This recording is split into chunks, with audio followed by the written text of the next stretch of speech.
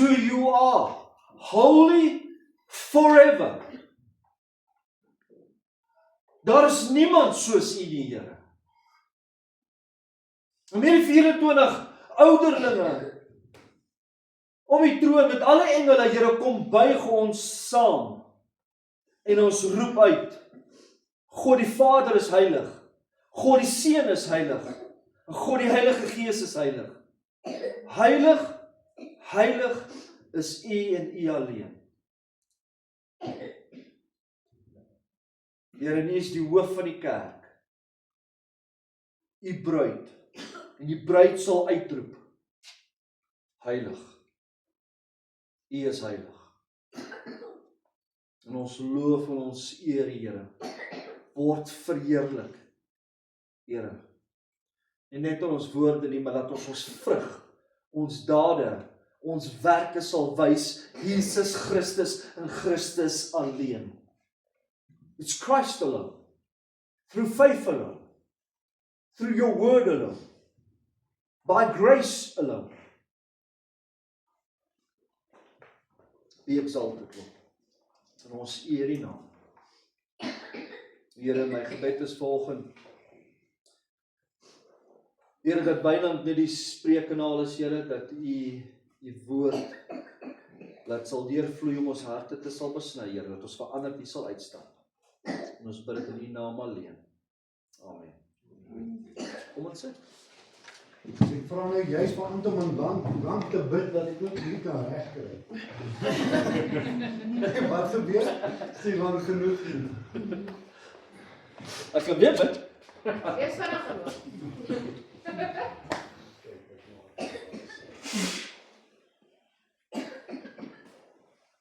Eppa, julle is reg. Alright, julle vandag gaan ons verder in Johannes 6. Dis al van hierdie jaar onthou het ons 'n paar sessies deurgewerk. Interessant van Johannes 6, en baie, ek wil sê baie min mense weet dit nie. Die hele hoofstuk Johannes 6 gebeur in 24 uur. Het julle dit geweet? Dit begin met broodvermeerdering. Die wonderwerk van die 2 visse, 5 brode. Daarna het dit oorgegaan met julle onthou nog die storm op die see, waar Jesus op die water geloop het. En die volgende oggend, waar Jesus in Kapernaum aangekom het, en hy sy prediking begin het in die sinagoge. So vandag gaan ons verder op, daai was letterlik gewees op die verduidelik van, dat hy die brood is van die lewe, dat hy die ewige lewe gee. So vandag gaan ons om 'n stapie verder vat, en dit gaan oor dieselfde preek wat hy doen, wat hy bietjie verder vat, en sê waaroor gaan, hoe werk redding? En ek weet nie of almal dit optel in die skrif wat gelees word in Johannes 6, van vers 37 tot 47 nie. Mense, ek gaan vandag, die vorige keer wat ek hierdie preek gedoen het ek baie gemis, want ek het meer gepraat as wat ek gekyk het. So vandag gaan ek dit anders doen. Ek gaan meer vir julle lees as wat ek praat. Dit is so belangrik dat ou nie mis wat die konteks is van hierdie 10 verse nie. Hierdie 10 verse is soveel diepte, so kragtig, dat saam met die proses van redding, hoe dit werk. Okay, so verskoon my as ek meer lees as wat ek praat, maar dit is vir ons om te verstaan, en vandag is meer 'n inligting sessie as wat dit 'n storie is of 'n verhaal is met diepte. Okay, is julle reg voor? Amen. Okay. Maar voordat ons begin met die proses van redding, kom ons praat van die olifant in die kamer. En wat is die olifant in die kamer? Het God die wat gered is, vooraf verkies, of het die mense gekies om gered te raak?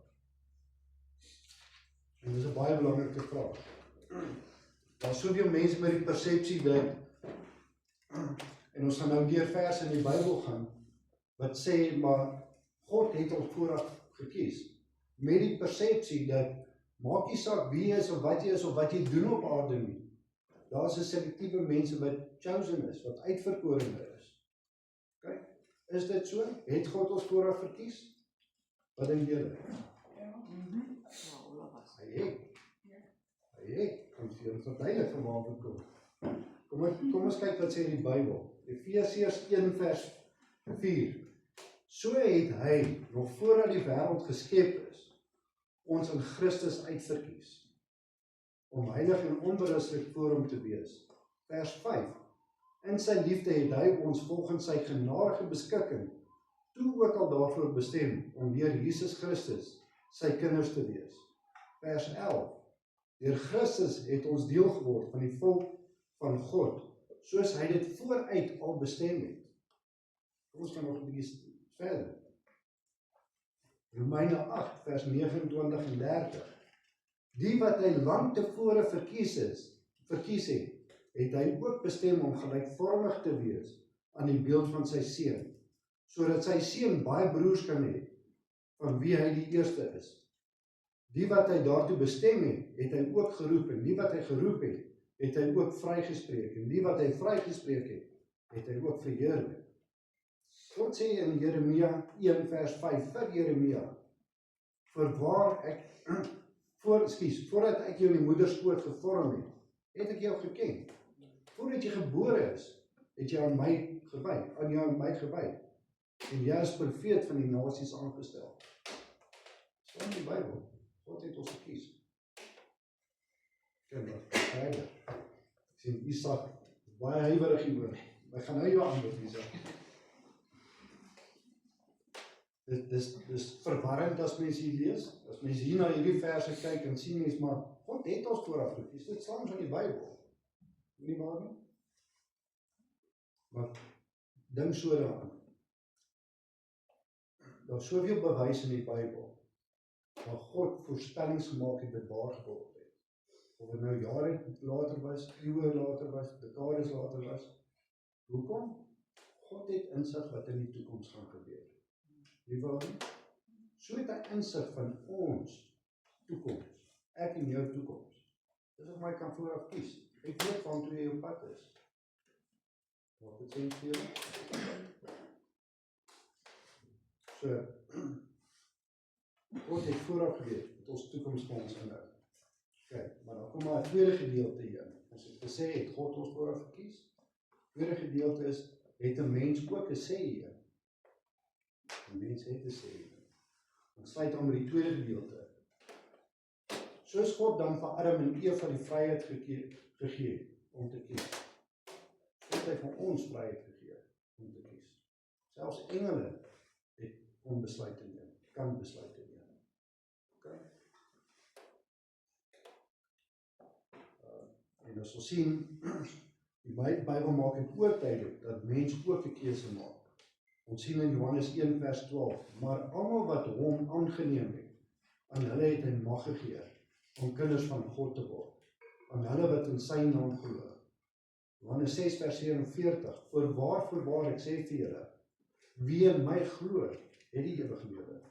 Romeine 10 vers 9, as jy met jou mond bely dat Jesus die Here is, en met jou hart glo dat God hom uit die dood uit opgewerk het, sal jy gered word. Okay. Onduidelik dat God ons ook 'n geleentheid gee. Dit is nie 'n one-sided affair nie. God gee ons 'n geleentheid om 'n keuse te kan maak.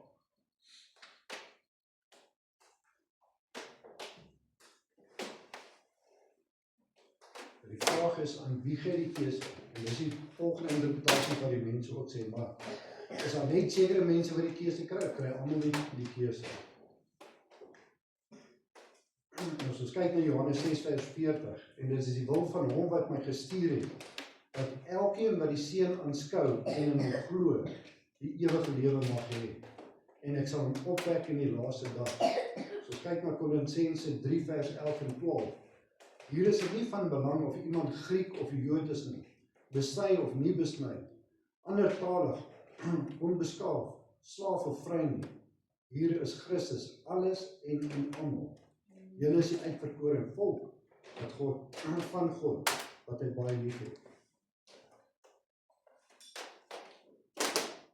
So dis duidelik dat God geen seleksie op hier het. Hy gee vir almal die kans. Maak nie saak wat sy ras is, maak nie saak wat sy ouderdom is nie. Selfs Isak het 'n kans. Heel grappig sê. Maak nie saak wat 'n heilige geloof jy is nie. Almal kry 'n kans om 'n keuse te maak. En as so dinkie wat ek op afgekom het, vir my soveel sens maak. So op die onderkant kyk. God's offer of salvation goes out to all people. Jesus died for all people. And God loves the whole world and desires the salvation of all people. Nevertheless, only some will choose to respond to God's saving grace and be saved. Okay. So hier sê vir julle nou 'n bietjie beter, daar's 2 gedeeltes daar. So nou dat die olifant, kom ons sê baie vir die olifant. So antwoord is, het God ons gekies? Ja, het ons 'n keuse? Ja, ons het. So, baie olifant. En verstaan dat God ons kies, absoluut deur sy genade. En ons die voorreg gee om hom te kies in ons lewens. So wat is die proses tot redding dan? Wie wat my wil volg in Johannes 6 vers 37 en 47. Ekskuus, ek weet van julle maak notas. Ek sal hom deur die loop van die week sal ek net aan sê dat hy net die hardkopie vat en dit net op die groepie sit. En hierdie is 'n magtom informasie mense. Dis regtig doesbaar. En om alles bymekaar te trek in 'n preek, ja, ek moet altyd bietjie gaan sit en dieper huiswerk doen. So die wat my wil volg, wil dit doen dat ek net my droë mond bietjie stil maak. Met my pink waterbottel. Dis die enigste wat ek kon kry. Weet jy vrou, jy het 'n bottel gevat. Ek het hom nie huis gekry. Ek was my nie. So ek lees vir julle. Al wat die Vader my gee sal na my toe kom en ek sal hom wat na my toe kom nooit uitwerp nie. Want ek het uit die hemel neergedaal, nie om my wil te doen, maar die wil van hom wat my gestuur het. En is die wil van die Vader wat my gestuur het, dat al wat hy my gegee het, ek daarvan nie sal verloor nie, maar dit opwek in die laaste dag. En is die wil van hom wat my gestuur het, dat elkeen wat die Seun aanskou en in hom glo, die ewige lewe mag hê. En ek sal hom opwek in die laaste dag. Toe murmureer die Jode onder hom, omdat hy gesê het, ek is die brood wat uit die hemel uit neergedaal het.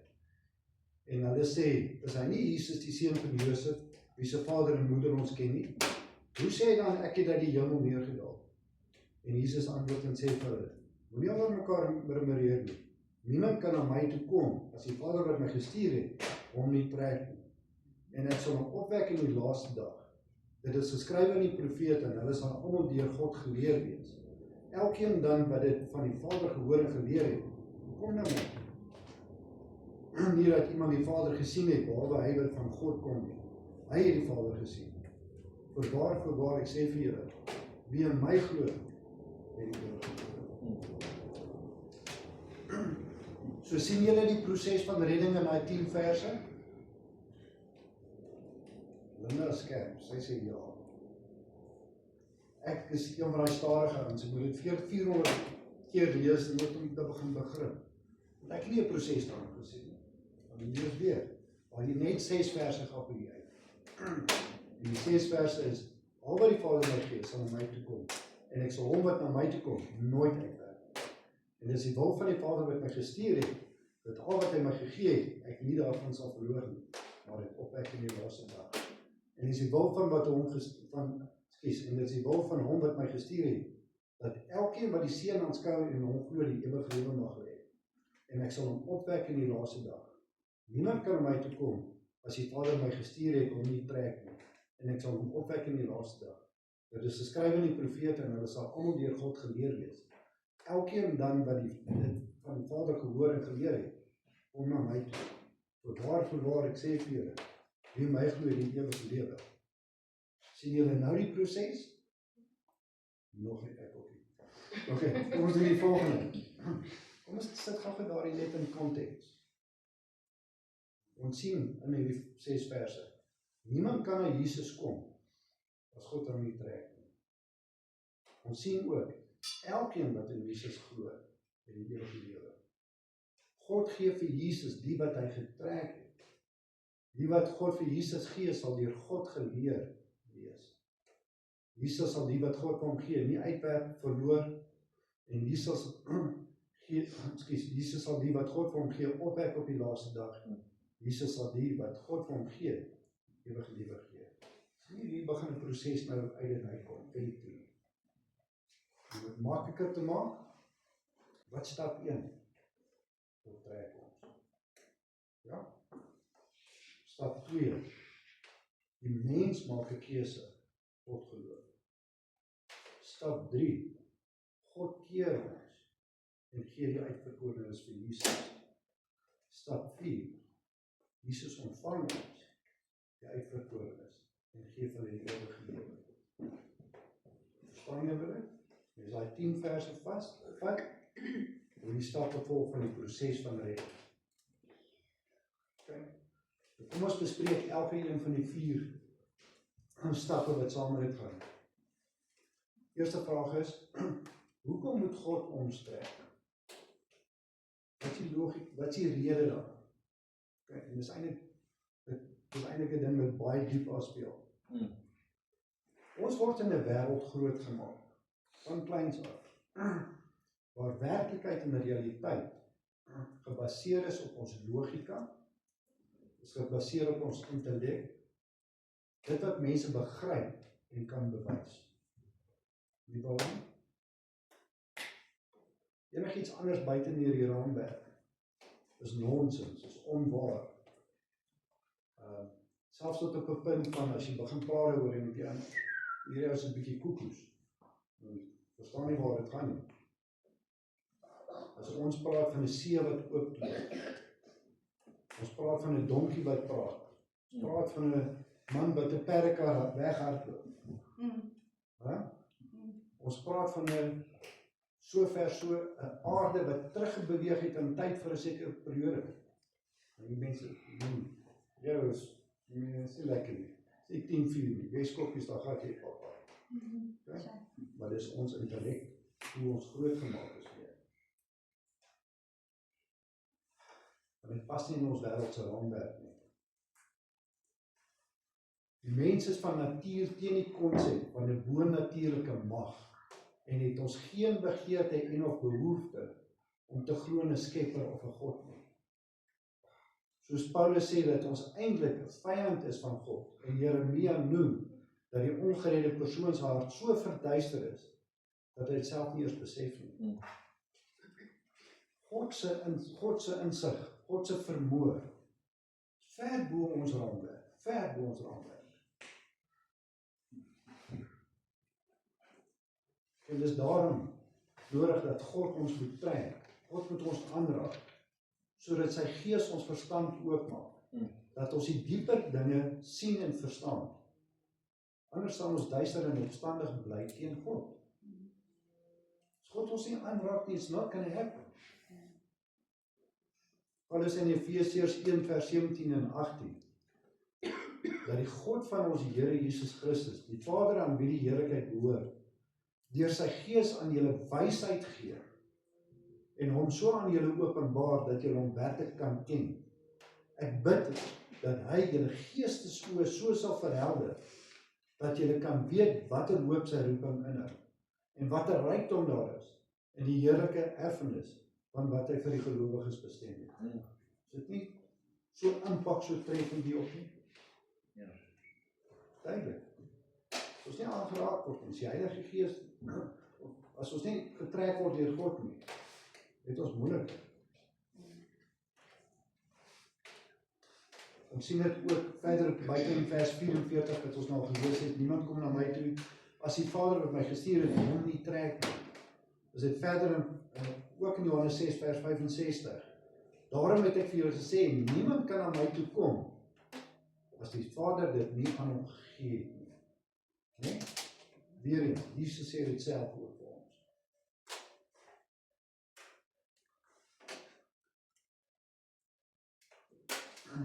So die vraag is, hoe trek God ons? Ons weet hy trek ons, maar hoe trek hy ons? En dit gaan terug na die gesprek tussen Jesus en Nikodemus in Johannes 3 vers 8. Waar Jesus die beginsel van beginsel verduidelik hoe dit werk, waar die Heilige Gees ons aanraak. Kyk, die vers lees so, die wind waai waar hy wil, en jy hoor sy geluid, maar jy weet nie van waar hy kom, en jy weet nie waar hy gaan nie. So is elkeen wat uit die Gees gebore is. Verstaan julle dit? Nou is. Ek het dit nie verstaan. Ek het dit nie verstaan. Dis vir my, jy gooi goeders in die lig op. As jy gaan dieper lees hierin en gaan verstaan, die ou Hebreëse teks praat van die woord ruach, R-U-A-C-H. Die wind was eintlik ruach waarvan hulle praat. Die woord ruach beteken wind, asem, gees, heilige gees. Dis wat die woord beteken. Ruach word op verskillende maniere gebruik in die Bybel om God se teenwoordigheid as 'n onsigbare, magtige en lewendgewende krag te beskryf. Ja. So lees daai vers nou oor en na die wind uit. Dan sit die Heilige Gees se teks daarin. Dan maak dit sens. En ek het dit nie gestaan nie. Ek het heeltyd kom ek na hierdie verwysing toe en kom net hier buite nie. Wind baie op. Hoe verduidelik mense dat God ons trekker het? En is dit nie letterlik hoe dit gebeur wat die Gees van God in ons werk nie? Dit nie so nie. So ons kom eers agter nie. In my geval, myne is Gees met my gewerk nie oor 'n maand of 2 of 'n week of 2 nie. Myne kom oor 15, 20, 30 jaar. Die Gees met my werk en ek het dit nie agtergekom nie. Ek het dit nie besef nie. Tot op die oomblik wat jy kom en sê, maar hier's meer goeders in plek as wat ek dink hier is.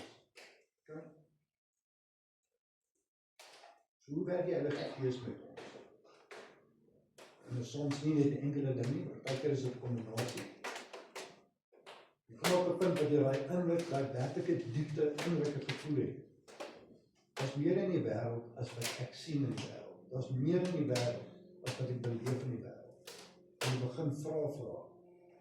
Okay.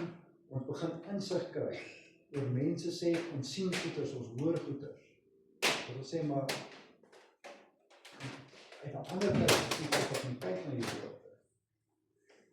Wat dinge nie meer sens maak soos wat dit logika ons sens gemaak het nie.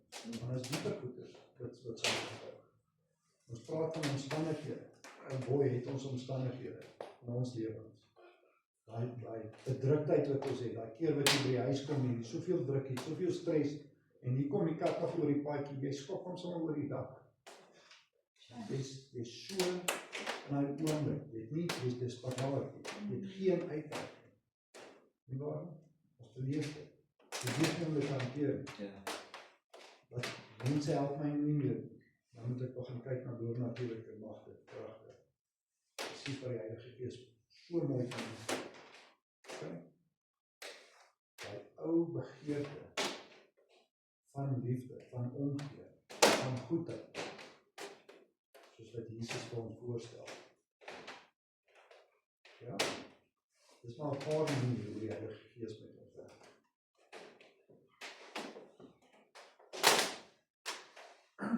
En die wat tot bekering al gekom het,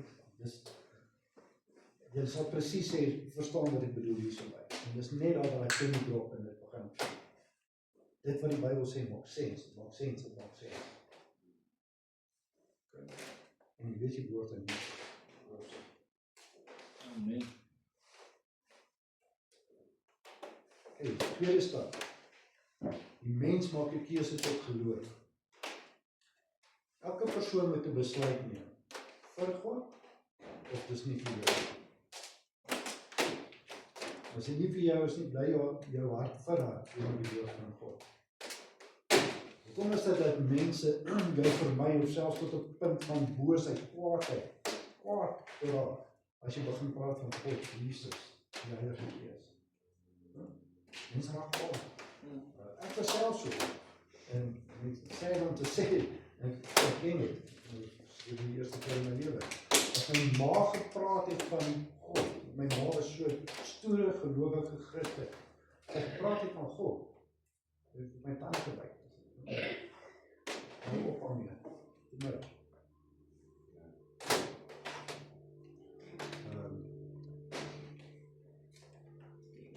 En ons sien hoe die mense optree. meen, as ons selfs die reaksies, die eie van die reaksies op Charlie Kirk, hoe dinge net negatief begin raak het, teenoor Christene. Ons het gepraat oor hoe verhard op mense is teen God. En nog verder dat mense enige rede gebruik om nie oop te wees vir die moontlikheid dat God bestaan. Hoeveel keer kry jy dit? Omdat as jy begin net 'n bietjie pos, by die mense omdraai en sê, Christendom is nie vir my nie, dit het my keel af. En die keel af voel van, trek my keel af. Of 'n ou wat sê, julle is 'n klomp doemprofete, gaan kyk op die hoek, die ou staan met plakate, die einde is naby, die einde is naby. Okay? Die mense weerhou. Die mense wat die negatiewe voorheen wys hoe Christene ons as Christene oor die lyn dra. Waar leraars nie die regte te preek nie, waar leraars geld jaag. Waar Christene in hulle eie binnekring eers kan saamstem. Hoe wil jy met ek deel wees van so ver? En verder verweer, die Bybel is vol foute. Maak die Bybel op, vol foute. Vol fabels, vol stories. Kan nie wetenskaplik bewys word nie. Okay. Of die Bybel is oudtyds. Hy pas nie in vandag, dit kom in Ou Testament. Pas nie in vandag se wêreld nie, nie. Dis vir die mense vir ons gooi. Pas nie in my lewe nie. Moet sê ek as mense begin praat en hier goed as appels na ons toe gooi. Ek verstaan vir waarvoor kom. Daar is elkeen van ons 'n verantwoordelikheid om as Christen reg op te lewe. Om so uit te help op 'n journey van sy eie. Dat hy die waarde daarin sien. Kijk, maar ook in dieselfde asem. En hier is die snel. Tweede triek. God se gees is genoegsaam om aan elke mens te werk, om hulle hart en hulle verstand oop te maak, sodat hulle 'n regverdige kans het om ook besluit te kan neem. Onthou daai woorde. God werk met almal van ons. Gee van almal van ons 'n regverdige kans. En ons sien dit in Romeine 1 vers 19 tot 21. Wat 'n mens van God kan weet, was immers binne hulle bereik. Want God het dit binne hulle bereik gebring. Van die skepping van die wêreld af, kan 'n mens uit die werke van God duidelik aflei, dat sy krag ewigdurig is, en dat hy waarlik God is. Hoewel dit dinge is wat 'n mens nie met die oog kan sien nie, vir hierdie mense is daar dus geen verontskilliging nie, omdat, of weet hulle van God, het hulle hom nie as God eer en dank nie. Met hulle redenasies bereik hulle niks nie, en deur hulle gebrek aan insig, bly hulle nie. Okay? Maak die saak raai, en ek sê nie ons moet ooit ophou werk aan mense nie, ons moet dit reg doen, dat is die eerste wat ek sê, ons moet nie mense wegjaag en afskrik nie, ons moet hulle intrek, die regte manier. Dis partykeer moeilik, want elke bosses tot bosses, hierdie soek het op so'n manier, hierdie soek op daai manier, maar weet, as jy met iemand praat, God het klaar met dat oorgepraat, God het klaar met hom gewerk. Hy moet nie begin sy oortjies oopmaak en luister. Okay? So is nie jy alleen nie, is nie jy wat hier staan teen skare van Then we were 2 against 50, boy, did we show those two. So, verstaan, God het al reeds met dat persoon begin werk. Jy is nie die pols in die verder.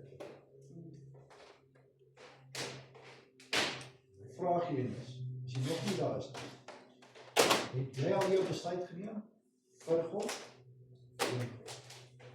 Dis op die verse, Romeine 1 vers 19 tot 21. Almal het kans hier. Moet dit nie verstel, moet dit nie net een keer bestel.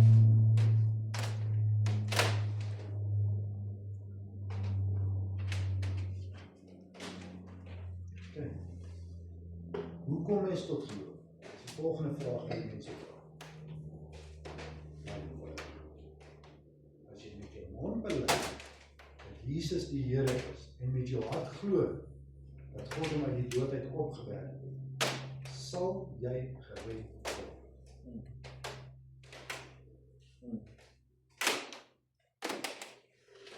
Hierop het sy bestaan sê. Okay. Stap 3, soos ons nou stap 3 van sien, hè.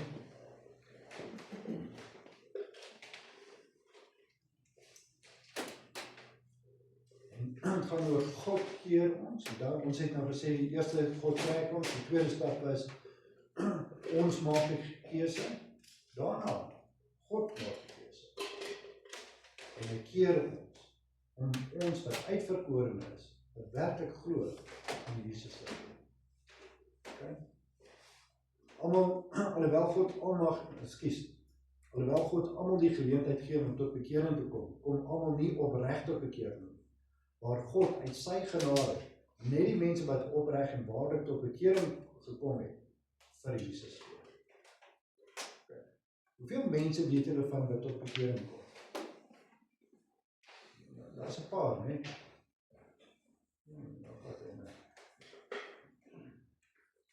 Kies julle. Ek moet terug gaan weer, maar dit nie sien nie, maar nou wil my meis nie hier kom nie.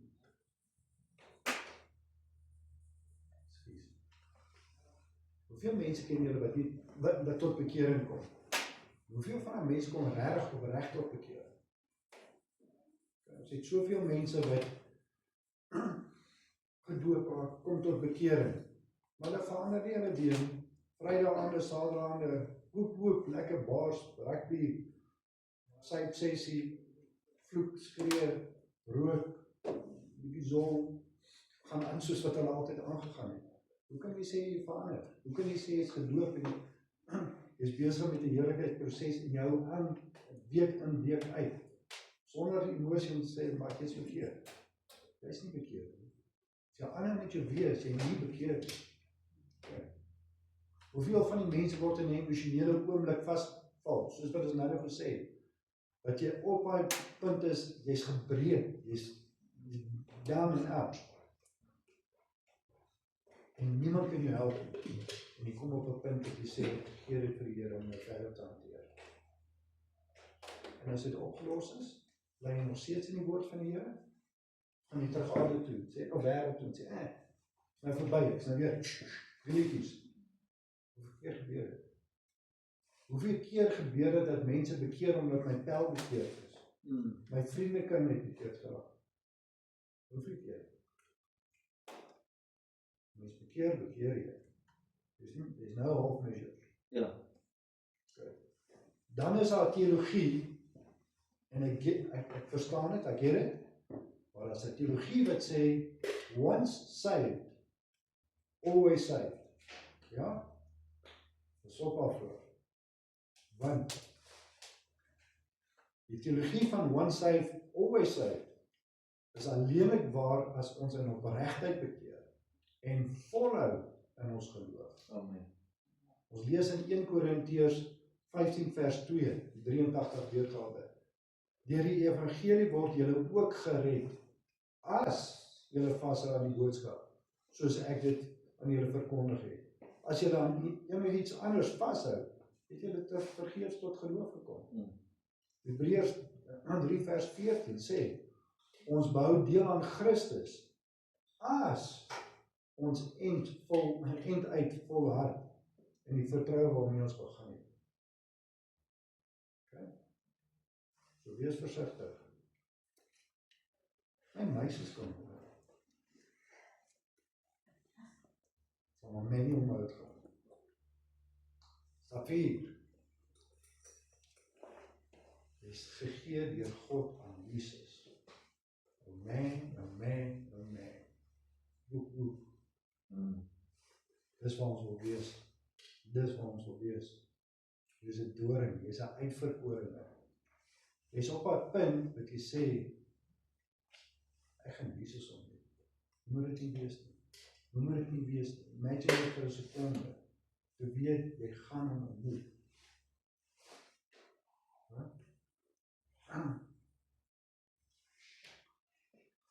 Nadat God jou aan Jesus gegee het, dan sal Jesus na jou omsien en jou nie verwerp nie. En sal hy jou die ewige lewe gee. Johannes 6 vers 37. Elkeen wat die Vader vir my gee, sal na my toe kom. En ek sal hom wat na my toe kom, nooit verwerp nie. Vers 39. En dit is die wil van die Vader wat my gestuur het, dat al wat hy my gegee het, uit daarvan nie sal verloor nie, maar dit opwek in die laaste dag. Vers 40, dit is die wil van my Vader, dat elkeen wat die Seun sien en hom glo, die ewige lewe sal hê. En ek sal hom op die laaste dag uit die dood uit laat opstaan.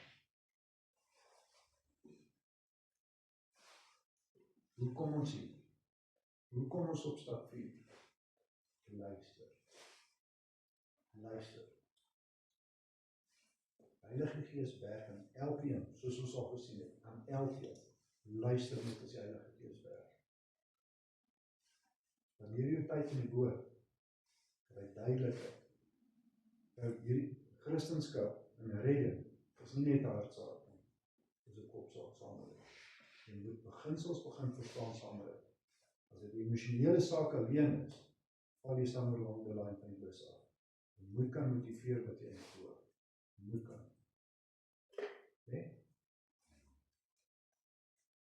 My meisje is nog steeds weg. En ek sluit af met Johannes 10, 28 en 19. 29.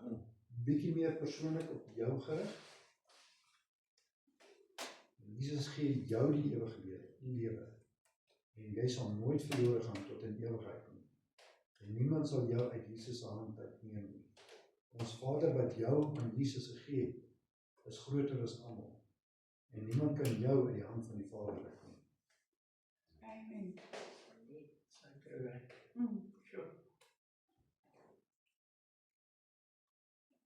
Dis nice. Yes, man.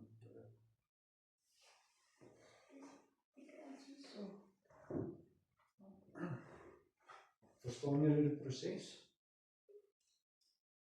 Laat jy enige vrae van julle kant af? Ek gaan, soos ons sê, ek gaan hierdie hele gedeelte sal ek net op 'n hardkopie sit, op 'n PDF dokument vir julle sit, dat julle self deur dit werk. Daar is 10 ongelooflike verse met soveel diepte. Okay. En 'n verantwoordelikheid vir ons as Christen om dit reg te hanteer om die mense in te trek. En ons paadjies skoon te hou, ons paadjies reg te hou. Ja. Amen.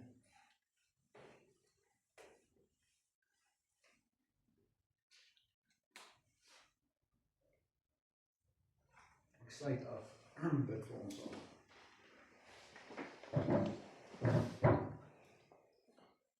Vader, U is ons grootste, liefdevolle God.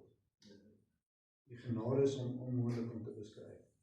Here, ons vra dat die boodskap van vandag oor en oor in ons sal maal. En vir ons dat die Heilige Gees sal aanhou om ons te trek. En dat U ons harte sal oopmaak, sodat ons kan verstaan. U onbeperktheid is realiteit.